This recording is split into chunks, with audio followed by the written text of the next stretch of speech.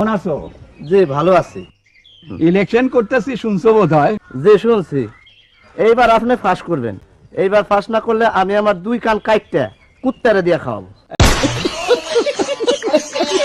মুনির, এই তুই ওপরে এক গ্লাস দুধ দিয়ে যাও। দুইটা গাভী একসঙ্গে বাচ্চা দিছে, খেতে কেমন? মধুর চেয়ে মিষ্টি। এই দুধ খেয়ে মধু খাইলে মধু পাইসা লাগবে। তুইও সবাইরে আমার কথা বলবা। জি আচ্ছা, আর এক গ্লাস দুধ দিতে বলেন। এক গ্লাস দুধে পেট ভরে, মন ভরে না। তুই ওপরে আর এক গ্লাস দুধ দাও।